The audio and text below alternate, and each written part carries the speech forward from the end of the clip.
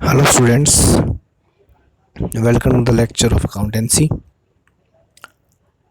Now we will continue our topic, that is change in profit sharing ratio among the existing partners. हमारे previous lecture में हमने पढ़ा था इस chapter की क्या ज़रूरत है, इस चैप्टर में क्या होता है, क्या करना है। हमने पढ़ा था जब रेशो चेंज होता है पार्टनर्स के बीच, जिसे हम कहते हैं रिकॉन्स्टिट्यूशन ऑफ फर्म। यहाँ पार्टनर अपनी इच्छा से रेशो चेंज कर रहे हैं अपने बीच, और जब रेशो चेंज होता है तो कहीं ना कहीं कोई पार्टनर गेन करता है, कोई पार्टनर सेक्रीफाइस करता है। तो जो पार्टनर गेन करता है वो कहीं ना कहीं उस पार्टनर जो सेक्रीफाइस कर रहा है, जिसका हिस्सा घट रहा है, उसे कुछ हिस्सा देता है। किस में हिस्सा देता है, हमने बात करी थी कल कुछ की रिजर्व्स में हिस्सा देता है। रिजर्व्स मतलब जो पहले से हमने क्रिएट कर रखे हैं अपने प्रॉफिट्स का एक हिस्सा, जो हमने रखा हुआ है सेव करके फ्यूचर के लिए, और अगर वो हमें काम नहीं आ रहा है तो उसको हम लोग डिस्ट्रीब्यूट कर देंगे, क्योंकि अगर फ्यूचर में उसे डिस्ट्रीब्यूट करेंगे जब रेशो चेंज हो चुका होगा तो कहीं ना कहीं जिस पार्टनर का हिस्सा पहले से घट चुका है उसे इस चीज़ की कह सकते हैं वो डिस्प्यूट क्रिएट करेगा कि मुझे हिस्सा कम मिला। तो जब हम रेशो चेंज होता है तो हमने पढ़ा था कि एक तो रिजर्व्स का ट्रीटमेंट करना होता है, एक असेट लायबिलिटी का रिवैल्यूएशन करना होता है, और एक गुडविल का ट्रीटमेंट करना होता है। तो आज का जो हमारा क्लास है, हमारी टॉपिक है, वो सिर्फ गुडविल के लिए है। आज हम गुडविल के बारे में बात करेंगे, गुडविल के वैल्यूएशन के बारे में बात करेंगे। और आपने सुना भी होगा 11th क्लास में कि गुडविल भी कोई एक असेट होती है, एक इंटेंजिबल असेट होती है।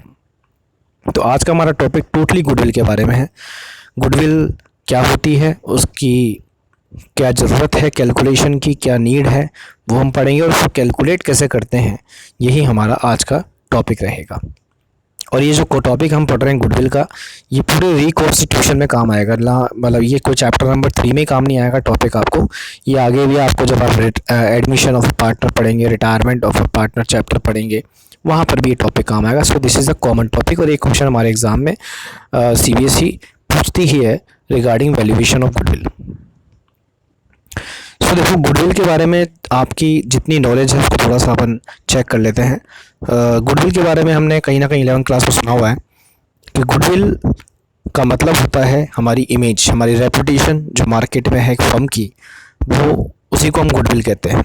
अगर हमारी रेपुटेशन अच्छी है तो हम कहते हैं हमारी गुडविल अच्छी है, और हमारी रेपुटेशन अगर अच्छी नहीं है मार्केट में तो हम कह सकते हैं हमारी गुडविल ख़राब है।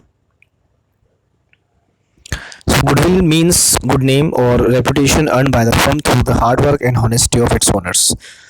If a firm renders good services to the customer, अगर एक फर्म अच्छी सर्विस देती है अपने कस्टमर को, the customer feels satisfied, customer satisfied feel करते हैं, एंड विल कम अगेन, वो दोबारा आते हैं उसी बिजनेस के पास अपनी गुड्स एंड सर्विसेज को बाय करने के लिए, ख़रीदने के लिए, again and again, and the firm will able to earn more profits in future. और इसी वजह से फर्म फ्यूचर में ज़्यादा प्रॉफिट भी कमाती है। तो कहीं ना कहीं अगर आपने अपने कस्टमर को सेटिस्फाइड किया है, कस्टमर आपके प्रोडक्ट से, आपकी सर्विसेज से, आपके बिहेवियर से, आपकी लोकेशन से सेटिस्फाइड हैं, तो कहीं ना कहीं वो आपको फ्यूचर में बेनिफिट देता ही है। और यही बिज़नेस की गुडविल है। मतलब आपने कहीं ना कहीं मार्केट में कस्टमर की नज़रों में अपनी एक इमेज बनाई है, उसी को हम कहते हैं आपकी goodwill.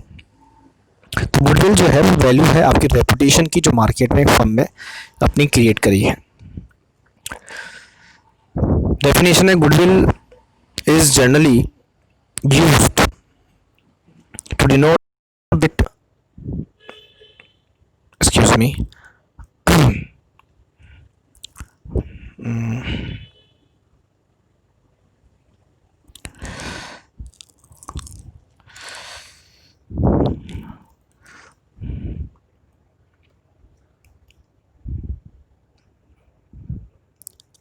The term goodwill is generally used to denote the benefit arising from the connection and reputation.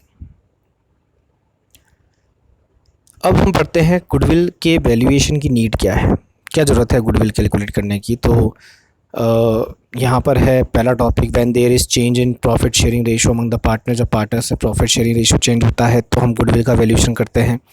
इसी तरह when a new partner is admitted, जब एक नया पार्टनर आता है तब भी हम गुडविल का वैल्यूएशन करते हैं। जब एक पार्टनर फर्म से रिटायर होता है, थर्ड पॉइंट है, या उसकी डेथ होती है, तब भी हम गुडविल का वैल्यूएशन करते हैं। जब हम फर्म को बेचते हैं तब भी हम गुडविल का वैल्यूएशन करते हैं। और इसी तरह जब हमारी फर्म किसी दूसरी फर्म के साथ अमालगमेट हो जाती है, मिल जाती है, तब भी हम गुडविल का वैल्यूएशन करते हैं। अब मुद्दा ये है करते तो हैं, क्यों करते हैं? तो देखो, मैं आपको पहले तो इस चैप्टर के रेफरेंस से सिखाना चाहूँगा गुडविल का वैल्यूएशन क्यों करते हैं, और मैं आपको एक चीज़ और बताना चाहूँगा कि गुडविल एक्चुअली है क्या। और कहने को तो हम कहते हैं उसका वैल्यूएशन करना है, ठीक है, उसकी वैल्यू कितनी है और कैसे निकालेंगे हम आगे बात करेंगे, लेकिन एक छोटा सा एग्जांपल मैं आपको गुडविल के लिए बताना चाहूँगा कि सपोज़ करें, जैसे एक पॉइंट है इसमें, द फर्म इज़ सोल्ड। जब फर्म बेची जाती है तब भी गुडविल निकाली जाती है, क्यों? जैसे मैं आपको बताता हूँ। सपोज़ हमारा कोई बिज़नेस है और हमारे बिज़नेस की जो वैल्यू है वो 5 लाख रुपए है। 5 लाख कैसे आई वो वैल्यू, मैं आपको बताता हूँ। सिंपल सी बात है, जैसे सपोज़ करो आपकी एसेट है 8 लाख रुपीज़ की और आपकी लाइबिलिटी है 3 लाख रुपीज़ की। तो 8 लाख की एसेट में से 3 लाख की लाइबिलिटीज़ लेस हो जाएंगी, तो नेट आपके फर्म की जो वैल्यू है बची हुई, मतलब आपके पास जो नेट एसेट बचती है लाइबिलिटी पे करने के बाद, वो 5 लाख की बचती है। तो हम कहेंगे आपकी फर्म की वैल्यू 5 लाख रुपीज़ है। अब आप अपनी फर्म को सपोज सेल आउट कर रहे हैं, बेच रहे हैं, या किसी फर्म के साथ अमालगमेट हो रहे हैं, जुड़ रहे हैं, तो बदले में आपको सामने से पैसा मिलेगा। आप उसको फ्री में तो अपनी फर्म बेचोगे नहीं, मिलाओगे नहीं किसी के साथ, कुछ ना कुछ सामने वाले से लोगे कंसिडरेशन। तो सपोज़ आपकी वैल्यू 5 लाख रुपीज़ है, लेकिन आप सामने वाले से कहते हो कि नहीं, मैं तो 6 लाख में बेचूंगा, 6 लाख रुपीज़ आपसे लूँगा अपनी फर्म के सेल आउट करने पर। तो अब ये जो 1 लाख रुपीज़ एक्स्ट्रा मांग रहे हैं उससे, ये क्या है? इसी को हम कहते हैं goodwill. That is the amount charged additionally from the value of the firm. जो फर्म की वैल्यू है उससे हम जो एडिशनल अमाउंट चार्ज कर रहे हैं उसी को हम गुडविल कहते हैं। अब ये ऐसा क्यों कर रहे हैं हम? सिंपल सी बात है कि हमारा एक रेप्यूटेड बिज़नेस है, हमारी मार्केट में इमेज है, और अगर आप हमारा बिज़नेस खरीद लेंगे, कोई और हमारा बिज़नेस खरीद लेगा, तो उसका कहीं ना कहीं उसका बेनिफिट उसको मिलेगा, क्योंकि हमने अपने बिज़नेस को, अपने ट्रेड नेम को बनाया है। तो इसका बेनिफिट जो बिज़नेस हमारा खरीदेगा उसको भी मिलेगा, कोई फ़ायदा, कुछ ना फ़ायदा मिलेगा, हमारे कस्टमर का फ़ायदा उसको मिलेगा, हमारे जो जाने पहचाने कस्टमर होंगे वो उसके पास पहुँचेंगे जो पहले हमारे पास आते थे, क्योंकि हमारे बिज़नेस को जानते हैं, वो बिज़नेस वही है। और अब हमने उसकी और किसी केवल ओनरशिप चेंज हो गई है, कोई और अब उस बिज़नेस का मालिक बन गया, पहले कोई और था। तो इस वजह से हम इसको कहते हैं कि नहीं भाई, हम तो 5 लाख तो उसकी वैल्यू है ही, दिख रही है एसेट से, लेकिन हम आपसे 6 लाख रुपीज़ ले रहे हैं, 7 लाख ले रहे हैं एक्स्ट्रा, या 8 लाख ले रहे हैं। तो जितना भी अमाउंट हम ऊपर 8 लाख से ले रहे हैं उसे हम गुडविल कहते हैं। तो ये एक सिंपल सा अप्रोच हो गया गुडविल की बात करने का कि आपकी फर्म की गुडविल क्या है। यहाँ पर हमने कोई वैल्यूएशन नहीं किया कि गुडविल आपकी, आपने क्यों कही कि हम 6 लाख ही लेंगे, या हम 7 लाख ही लेंगे, या हम 8 लाख ही लेंगे। हमने कोई गुडविल कैलकुलेट नहीं करी, हमने तो सीधा सीधी बात कह दी कि भाई हम तो 5 लाख की वैल्यू है, लेकिन हम तो 7 लाख लेंगे, आपको खरीदना तो खरीदो। अब सामने वाला सपोज अगर खरीदने को एग्री हो जाता तो कहने को उसके लिए वो कहेगा कि भाई मैंने जो एक्स्ट्रा 2 लाख रुपये चुकाए हैं वो आपकी गुडविल के चुकाए हैं। तो गुडविल एक ऐसी टर्म है जो प्रैक्टिकल मार्केट में भी काम आती है। अब एक अच्छी लोकेशन में कोई शॉप लो, और उस शॉप के चाहे आप किराए पे भी ले लो, उसको अगर आप रेंट पे लेते हो तो आपको इजीली रेंट पे भी नहीं मिलेगी। आप किसी को कहते हो कि मुझे शॉप चाहिए रेंट पर और मुझे शॉप दिलवाओ, अच्छी लोकेशन में है, तो सामने वाला कहेगा कि यार आपको इस शॉप को लेने के लिए रेंट तो देना ही पड़ेगा, साथ में आपको 1 लाख 2 लाख रुपए ऊपर देने पड़ेंगे। तो वो जो ऊपर का अमाउंट है उसे हम कहते हैं गुडविल, क्योंकि आपने एक अच्छी लोकेशन में एक सेटअप वेल सेटल्ड शॉप ली है जहाँ कस्टमर आता ही आता है, तो आपको डेफिनेटली उसके लिए कुछ एक्स्ट्रा अमाउंट पे करना पड़ेगा। तो उस एक्स्ट्रा अमाउंट को समझ लीजिए गुडविल है, ठीक है। तो अब ये तो ठीक है, हो गई एक जनरल बात कि गुडविल क्या होती है। प्रैक्टिकल वर्ड में गुडविल का वर्क कैसे होता है, गुडविल ऐसे काम करती है प्रैक्टिकल वर्ड में, बिज़नेस खरीदने बेचने में, यहाँ बिज़नेस में गुडविल का काम आता है। तो जो ऊपर का अमाउंट है गुडविल है। अब यहाँ पार्टनरशिप में ये जो चीज़ें हो रही हैं, रिकॉन्स्टिट्यूशन हो रहा है, एडमिशन हो रहा है, रिटायरमेंट हो रहा है, या प्रॉफिट शेयरिंग रेशियो चेंज हो रहा है, यहाँ गुडविल का क्या रोल है तो मैं आपको बता दूँ। इसका सिंपल सा मतलब समझिएगा। जैसे मैंने आपको कहा कि रिजर्व्स की हम अकाउंटिंग करते हैं, तो रिजर्व्स में हम क्या करते हैं कि पुराने जो रिजर्व्स हमने बना रखे हैं उसको हम बांट देते हैं, क्योंकि वो पुराने हैं। जब हम बनाए थे, जब हमने रिजर्व्स क्रिएट किए थे, उस समय हमारा रेशो कुछ और था। अब रेशो नया बदल रहा है, तो हम चाहेंगे कि पुरानी चीज़ें पुराने रेशो में बांट दो, फ्यूचर का डिस्प्यूट ही ख़त्म हो जाएगा। अब गुडविल कहाँ से आ गई, मुद्दा ये है। तो देखो, जो पार्टनर, यहाँ गुडविल का मतलब आप यूँ समझिएगा, जो पार्टनर सेक्रीफाइस कर रहा है, मतलब जिसका हिस्सा घट रहा है, वो ये कहता है कि ठीक है भाई, तुमने पुरानी चीज़ें तो सेटल कर ली, जो पुराना रिजर्व था वो उसमें मुझे हिस्सा दे दिया, असेट लायबिलिटी का जो भी रिवैल्यूएशन करके प्रॉफिट लॉस हुआ उसमें मुझे हिस्सा दे दिया, लेकिन कहीं ना कहीं अब फ्यूचर में, जैसे मैंने पहले आपको कहा था कि फ्यूचर का तो वैसे झगड़ा कुछ भी नहीं कि फ्यूचर में ठीक है रेशो चेंज किया आपने, आपसी सहमति से किया, आप कंसेंट से किया है, आप सब म्यूचुअली एग्री हैं उस चीज़ के लिए, तो अब कोई झगड़ा नहीं होगा। लेकिन आप ये कहते हैं कि फ्यूचर में जो भी फर्म प्रॉफिट कमाएगी उसमें फर्म का कहीं ना कहीं एक फैक्टर काम कर रहा है, वो है फर्म की गुडविल।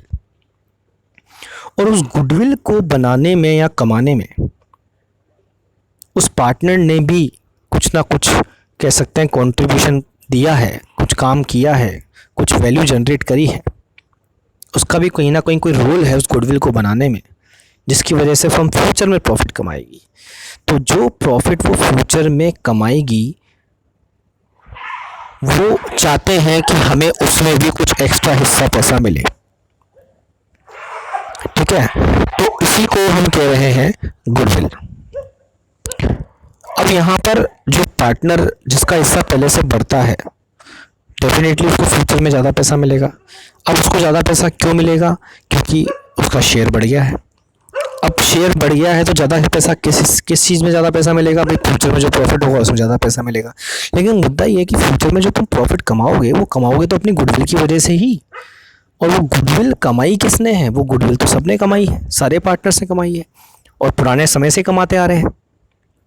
इसलिए यहाँ पर एक तकलीफ़ उस पार्टनर को ये हो रही है जो सेक्रीफाइस कर रहा है कि भाई जो गुडविल की वजह से फर्म प्रॉफिट कमा रही है, अब मुझे उस गुडविल का तो कोई फ़ायदा मिल ही नहीं रहा, मेरा तो हिस्सा घट रहा है,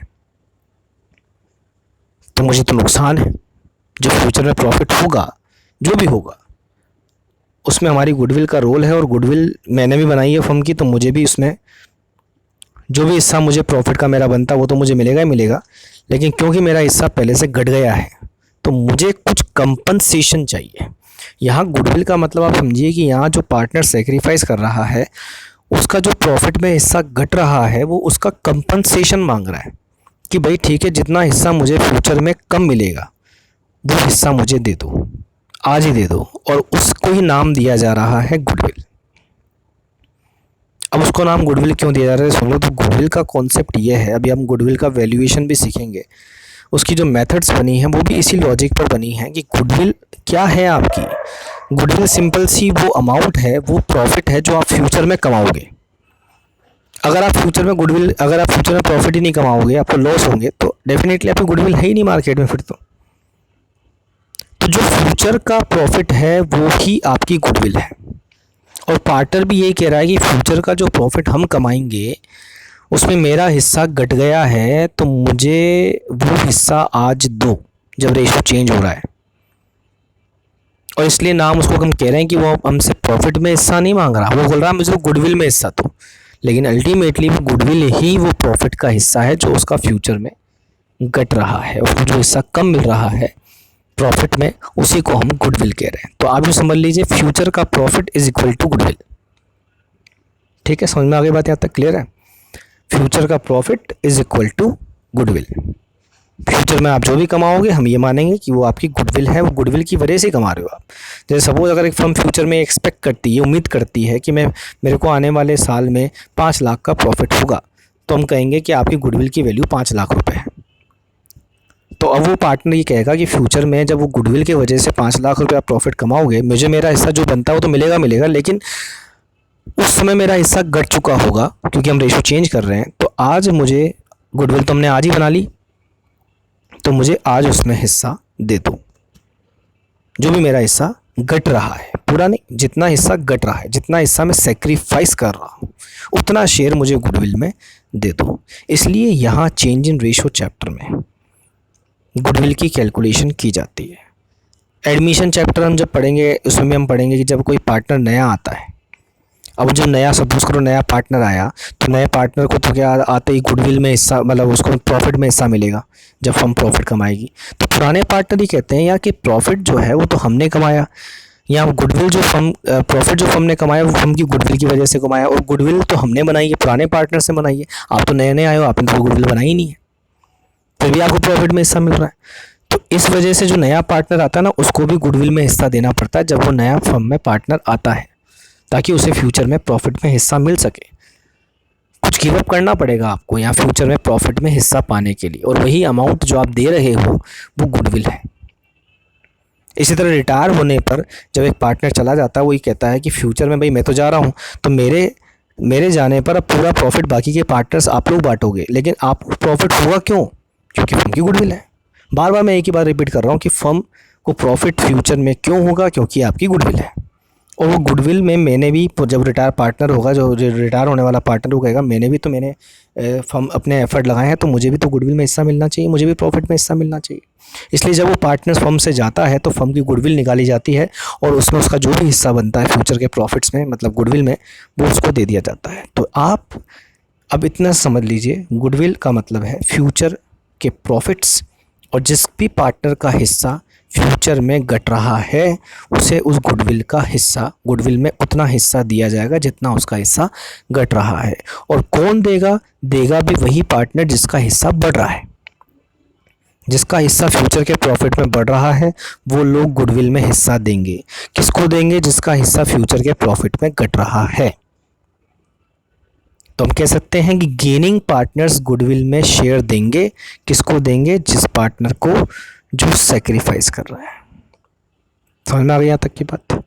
इसलिए गुडविल का अकाउंटिंग इस रिकॉन्स्टिट्यूशन टॉपिक में डाली गई है, अदरवाइज़ गुडविल का कोई और सेंस ही नहीं है यहाँ पर। वैसे तो गुडविल मैंने कहा बिजनेस खरीदते बेचते टाइम सेल आउट करते हैं, वहाँ मेनली काम आती है, लेकिन यहाँ पर जो गुडविल का लॉजिक है वो फ्यूचर के प्रॉफिट से जुड़ा हुआ है। इसलिए जब फ्यूचर के प्रॉफिट से मुद्दा जुड़ा हुआ है तो कहीं ना कहीं फ्यूचर के प्रॉफिट्स जब बटे जाएंगे, रेशो चेंज हो रहा है, तो जो रेशो किसका घट रहा है उसको दिक्कत हो रही है। वो चाह रहा है कि भाई मुझे फ्यूचर के प्रॉफिट्स में जो हिस्सा मेरा कम हो रहा है वो मुझे आज ही दो, और वो पार्टनर देगा जिसका हिस्सा बढ़ रहा है। इसके लिए ज़रूरी है कि पहले हम फर्म के फ्यूचर के प्रॉफिट्स का अंदाज़ा लगाएं, मतलब हम फर्म की गुडविल निकालें। तो समझ लीजिए गुडविल का मतलब है प्रॉफिट जो फर्म फ्यूचर में कमाएगी। इसलिए हम आज सीखेंगे गुडविल का वैल्यूएशन। तो मैंने आपको इतना ब्रीफ इंट्रोडक्शन गुडविल के बारे में इसलिए दिया है ताकि आप समझ सकें कि हम जो भी पढ़ रहे हैं उसके पीछे एक कारण है, एक लॉजिक है, एक कॉन्सेप्ट है। बिना लॉजिक के कुछ भी चीज़ नहीं होती अकाउंटेंसी में या किसी भी सब्जेक्ट में। तो हम जो पढ़ रहे हैं उसका एक कारण ये है कि गुडविल क्यों आई हमारे इस टॉपिक में, इस चैप्टर में। वो इसलिए आ रही क्योंकि कहीं ना कहीं किसी पार्टनर का हिस्सा घट रहा है किसी भी सर्कमस्टेंसेस में, और किसी का हिस्सा बढ़ रहा है, तो फ्यूचर में होने वाले प्रॉफिट्स में जिस पार्टनर का हिस्सा घट रहा है उसे नुकसान हो रहा है, तो वो उस फ्यूचर के प्रॉफिट में अपना हिस्सा मांग रहा है और उसी को नाम दिया जा रहा है गुडविल। ठीक है, तो अब पहले तो ये कि भाई उसको चलो हम हिस्सा दे देंगे। अब ये बात समझ में आ गई कि हिस्सा देना पड़ेगा उस पार्टनर को जिसका हिस्सा घट रहा है गुडविल में। तो पहले उसके लिए ज़रूरी है ना कि गुडविल कैलकुलेट की जाए। अभी तो मैंने आपको एक एग्जांपल दिया था कि मैंने 5 लाख का बिज़नेस की वैल्यू थी 6 लाख मांग ली, वो तो एक अंदाज़ा था। ठीक है, मैंने आप 1 लाख एक्स्ट्रा मांग लिया, तो ये भी गुडविल का तरीका हो गया कि गुडविल 1 लाख रुपए हो गई। लेकिन अगर आप गुडविल कैलकुलेट करना चाहते हैं, आपकी फर्म की वैल्यू करना चाहते हैं, तो वो कर सकते हैं, और उसके लिए हमारे पास ये मेथड्स हैं। तो हम आगे बढ़ रहे हैं, methods of valuation of goodwill.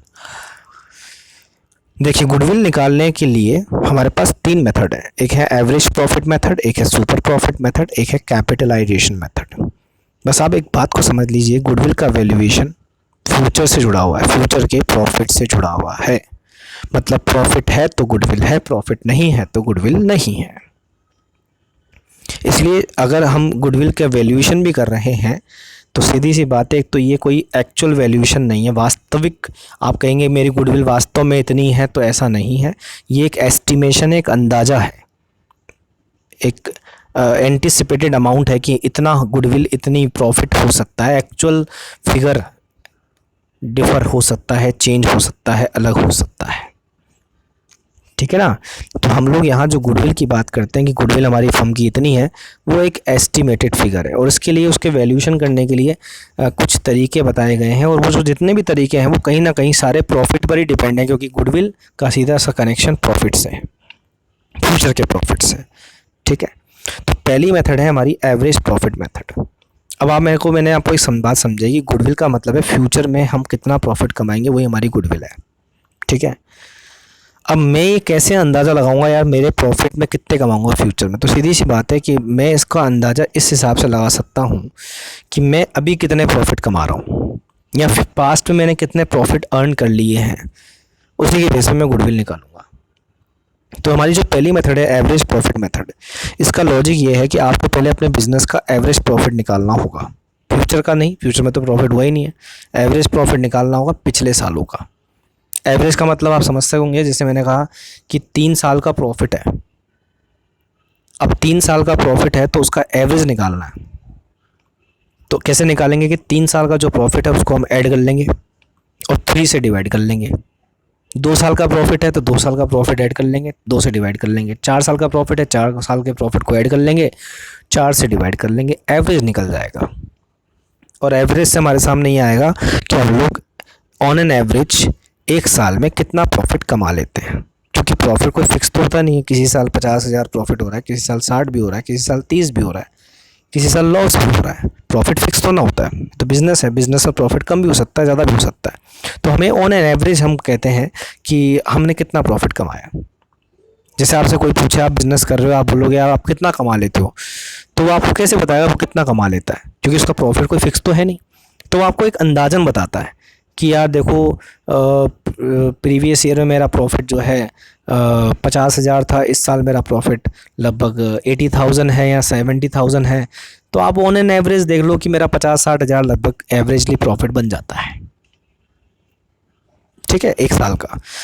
तो इसलिए हम लोग बात करते हैं एवरेज प्रॉफिट की, ताकि हम लोग एक कॉमन फिगर पे आ सकें प्रॉफिट के, क्योंकि profit are not constant, profits are not fixed, profits are fluctuating. Profit same नहीं होते, बदलते रहते हैं। तो एक कॉमन फिगर पे आने के लिए हमें उसका एवरेज निकालना होता है, ठीक है। तो पहली हमारी जो मेथड है उसमें गुडविल निकालने का तरीका सीख लीजिए। This is very simple method of average profit method. इसमें गुडविल निकालेंगे क्या करना है आपको कि जो भी आपके बिजनेस का एवरेज प्रॉफिट आएगा उसको मल्टीप्लाई करना है number of years of purchase से। अब यहाँ number of years of purchase क्या है? Number of years of purchase वो ईयर्स हैं जो आप कह सकते हो। मैंने आपको समझाया कि गुडविल का बेस क्या है, फ्यूचर वाले होने वाले प्रॉफिट्स का। तो हमने कहा जैसे सपोज हमारा एवरेज प्रॉफिट 60,000 है, तो हमें ये उम्मीद है कि अब ये 60,000 का प्रॉफिट हम कितने साल तक कमा सकते हैं फ्यूचर में, 1 साल, 2 साल, 3 साल, 4 साल। अगर मैंने कहा सपोज मैं 4 साल तक ये 60,000 प्रॉफिट कमाता रहूँगा, तो मैं ये बात क्यों कह रहा हूँ? क्योंकि मेरी मार्केट में गुडविल है। तो हम ये मान लेंगे कि आपकी गुडविल की वैल्यू क्या होगी कि 1 साल में आप 60,000 एवरेजली प्रॉफिट कमाते हो, 4 साल में आप कितना कमा लोगे? 4 साल में आप कमा लोगे 60,000 मल्टीप्लाई बाय 4, 2,40,000। तो आपकी गुडविल की वैल्यू क्या हो गई? 2,40,000। तो ये number of years of purchase वो नंबर ऑफ ईयर्स हैं जितने साल तक वो प्रॉफिट आप कमाते रहोगे फ्यूचर में भी, ठीक है। और ये number of years of purchase कितने होंगे ये आपको क्वेश्चन दे देगा, आपको सब कुछ क्वेश्चन इन्फॉर्मेशन दे देगा। हाँ, एवरेज प्रॉफिट आपको खुद को कैलकुलेट करना पड़ेगा। इसका सिंपल सा मैंने बता दिया, फॉर्मूला है कि जितने भी number of years of profit है उनका सम कर लीजिए, टोटल कर लीजिए और नंबर ऑफ ईयर्स से डिवाइड कर लीजिए, ठीक है। ये नीचे आप पढ़ लीजिएगा वाई एवरेज प्रॉफिट। ये मैंने आपको समझा दिया कि एवरेज प्रॉफिट क्यों लेते हैं, क्योंकि profits are not same, profits are fluctuating. तो हम लोग एक कॉमन फिगर पे आने के लिए फ्यूचर का एंटिसिपेशन लगा रहे हैं कि कितना प्रॉफिट हम कमाएंगे। तो एक कॉमन एवरेज फिगर ले लेते हैं हम लोग कि हम इतना लगभग प्रॉफिट कमाएंगे, तो इसलिए हम एवरेज प्रॉफिट लेते हैं। अब आपको एक चीज़ दिख रही होगी स्टार्टिंग में पेज में कि factor should be taken into account while calculating the average profit. इस पर ध्यान दीजिएगा। देखिए, हम जब गुडविल की बात करते हैं तो हम बिज़नेस में ऐसे प्रॉफिट, जैसा हमने कहा कि फ्यूचर में होने वाले प्रॉफिट्स की हम बात करेंगे, तो ऑब्वियस सी बात है कि हम प्रॉफिट भी वही लेंगे जो फ्यूचर के नॉर्मल प्रॉफिट्स। नॉर्मल मतलब ऐसे प्रॉफिट जो बिज़नेस में एक नॉर्मल बिज़नेस ऑपरेशन में होते हैं, मतलब उसमें कोई एक एक्स्ट्रा ऑर्डिनरी चीज़ नहीं होनी चाहिए। एक्स्ट्रा ऑर्डिनरी का मतलब है, जैसे सपोज़ करो कि मैंने पिछले साल का प्रॉफिट लिया एवरेज निकालने के लिए। अब पिछले साल तो प्रॉफिट कम हो गया, क्यों? क्योंकि पिछले साल है ना लॉस हो गया, लॉस बाय फायर सपोज। अब लॉस बाय फायर होना हर साल का होने वाला इवेंट तो नहीं है, नॉर्मल इवेंट तो नहीं है, एबनॉर्मल इवेंट है। तो गुडविल निकालने के लिए हम लोग ऐसे एबनॉर्मल इवेंट को क्यों लें? क्योंकि हम तो फ्यूचर का प्रॉफिट एंटिसिपेट कर रहे हैं। हम तो ये मानेंगे कि हर साल तो आग लगेगी ही नहीं, तो हम तो ये मानेंगे कि अगर आपकी आग नहीं लगती बिजनेस में तो आपको प्रॉफिट कितना होता। तो ये कह रहे हैं कि अगर आप एवरेज प्रॉफिट कैलकुलेट कर रहे हो और आपके प्रॉफिट्स जब पिछले साल के आप प्रॉफिट निकाल ले रहे हो एवरेज निकालने के लिए, उनमें अगर कोई ऐसी एबनॉर्मल चीज़ है, एबनॉर्मल मतलब जो रेगुलर बेस पे नहीं होती है बिजनेस में, जैसे लॉस बाय फायर का मैंने आपको एग्जांपल दिया। इसी तरह सपोज़ किसी असेट को बेचने पर आपको प्रॉफिट हो गया। अब असेट बेचने पर होने वाला प्रॉफिट नॉर्मल नहीं है, एबनॉर्मल है, क्योंकि पहली बात तो हम असेट बेचने के लिए ख़रीदते नहीं हैं, और अगर असेट बेचते भी हैं तो एक तरह हमको उसको प्रॉफिट होता ही नहीं, लॉस होता है। तो अगर वो ऐसा कोई प्रॉफिट लॉस आपके बिज़नेस में हुआ है तो वो भी नॉर्मल नहीं है, क्योंकि हम लोग नॉर्मल बेसिस पर रेगुलरली असेट बेचते नहीं हैं। वो कैपिटल नेचर का प्रॉफिट लॉस कहलाता है। इसलिए अगर वो भी हुआ है और आपने अपने प्रॉफिट्स में से उसको एडलेस कर रखा है तो आपको वो सही करना पड़ेगा। यहाँ एडजस्टमेंट करने का मतलब मैं कह रहा हूँ कि बिजनेस के नॉर्मल प्रॉफिट्स पर आने के लिए अगर प्रीवियस ईयर के प्रॉफिट में कुछ एबनॉर्मल चीज़ें हुई हैं, घटी हुई हैं या जुड़ी हुई हैं, तो आपको उनको वापस से री ऐड और लेस करना पड़ेगा। जैसे अगर ऐड हो गई है तो लेस करना है, लेस हो गई तो ऐड करना है। जैसे नंबर 1 पॉइंट आपके लिए लिखा हुआ है, जैसे एबनॉर्मल इनकम अगर किसी साल में हुई है तो इनकम है तो वो जुड़ गई होगी प्रॉफिट में पिछले सालों के, तो उसमें आपको अगर इनकम है तो ऐड हो गई तो वापस डिडक्ट लेस करनी पड़ेगी प्रॉफिट में से। इसी तरह कोई एबनॉर्मल लॉस है, जैसे लॉस बाय फायर का मैंने एग्जांपल आपको दिया, तो अगर वो घटा हुआ लॉस है तो घटा हुआ होगा प्रॉफिट में, उसको वापस हम ऐड कर देंगे। इसी तरह इन्वेस्टमेंट की इनकम है, अब इन्वेस्टमेंट की इनकम वैसे नॉर्मल है लेकिन बिज़नेस की नॉर्मल इनकम नहीं होती, क्योंकि इन्वेस्टमेंट हम लोग बिज़नेस में करते हैं और वो हम तब करते हैं जब एक बिज़नेस में हमारे पास एक्स्ट्रा पैसा होता है, हमने कहीं ना कहीं इन्वेस्ट कर दिया। लेकिन इन्वेस्ट करना हमारे बिज़नेस का मेन काम नहीं है। हमारा बिज़नेस का मेन काम जो है वो बिज़नेस में जैसे गुड्स खरीदना बेचना है या सर्विस प्रोवाइड कराना है, तो उससे होने वाले प्रॉफिट को हम लेंगे। हमने कहीं पैसा इन्वेस्ट कर दिया, उससे हमें प्रॉफिट या लॉस हो गया तो वो हमने अपने प्रॉफिट में जोड़ दिया, तो ये भी नॉर्मल नहीं है, ये भी एबनॉर्मल हो गया, क्योंकि हमारा ऑर्डिनरी बिज़नेस नहीं है, एक रेगुलर होने वाली चीज़ नहीं है, या इस चीज़ के लिए हमने बिज़नेस नहीं किया।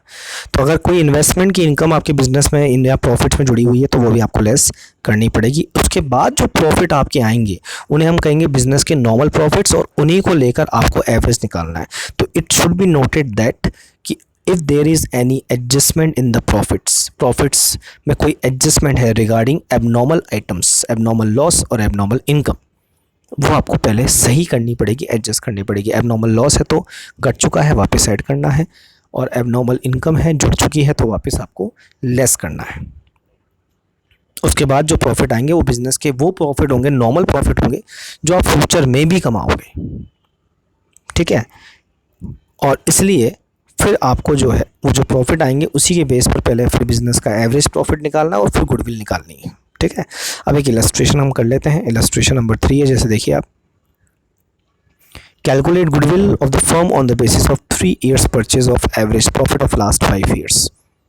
अब क्वेश्चन कह रहा है गुडविल निकालनी है फर्म की on the basis of 3 years purchase of average profit of last 5 years। पिछले 5 साल का जो एवरेज प्रॉफिट है उसको लेते हुए आपको 3 years of purchase, 3 years purchase का मतलब क्या है कि जो भी एवरेज प्रॉफिट है उसको 3 से मल्टीप्लाई करना है।